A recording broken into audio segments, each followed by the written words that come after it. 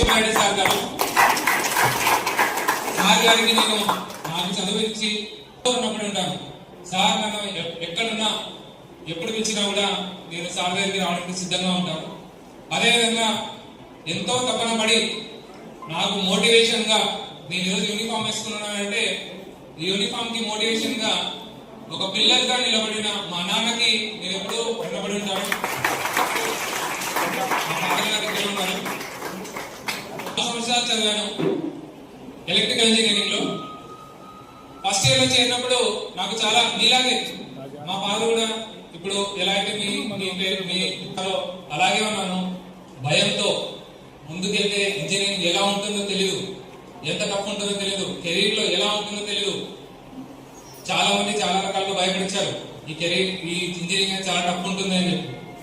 కానీ నాకు సపోర్ట్ గా నా 4 సంవత్సరాలు ఇంజనీరింగ్ అంటే ఎంతో టఫ్ కాదు, చాలా ఈజీ, నువ్వు కష్టపడితే నువ్వు డిసిప్లిన్ తో ఉంటే ఇప్పుడు సార్ మేడం చాలా విషయాలు మీకు చెప్పారు. ఇలా మీరు ఉంటే తప్పకుండా మీరు ఇంజనీరింగే కాదు మీ కెరీర్ ని కూడా ఈజీగా జయించొచ్చని చెప్పిన వాళ్ళే మన ఫ్యాకల్టీ మెంబర్స్. సో అందులో ముఖ్యమైన ఫ్యాకల్టీ ఇప్పుడు మీరు చాలా మంది ఇంట్రొడ్యూస్ చేశారు ఫ్యాకల్టీని, ప్రిన్సిపల్ గారు. కానీ ఒక ఫ్యాకల్టీ ఎప్పుడు సక్సెస్ అవుతారంటే ఆ ఫ్యాకల్టీని ఒక స్టూడెంట్ ఇంట్రొడ్యూస్ చేస్తే వాళ్ళు సక్సెస్ అయినట్టే. సో నేను ఇప్పుడు మీకు మంచి ఫ్యాకల్టీ ఇంట్రొడ్యూస్ చేయబోతున్నాను. ఆయనే Madhusudan sir, HOD of triple. మీరందరూ ఇన్పుట్స్ సాధించే టెక్నికల్ ఇన్పుట్స్ కానీ కెరీర్ ఇన్పుట్స్ కానీ ప్రతిదీ మీకు చాలా ఉపయోగపడుతుంది. నాకు ఈ రోజుకి ఒక గుర్తుంది సన్నివేశం. ఫేర్వెల్ పార్టీ కండక్ట్ చేశాను మా సీనియర్స్ కి. అయిపోయిన తర్వాత బయట రోడ్డు పైన కూర్చొని ఉన్నాం. మేము రోడ్డు పైన కూర్చొని ఉంటే మాతో పాటే రోడ్డు పైన కొంచెం ఎత్తులో ఇలా ఒక కూర్చోడానికి ఒక ప్లేస్ ఉంది, అక్కడ సార్ కూర్చున్నారు.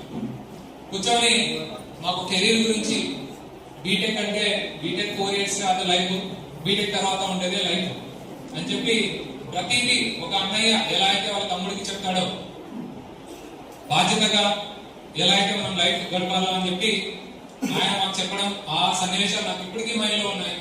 నాకే కాదు మా బ్యాచ్ లో ఉన్న చాలా మందికి. ఈ రోజు మేము ఒక గ్రూప్ ఫామ్ చేసుకున్నాం వాట్సాప్ లో.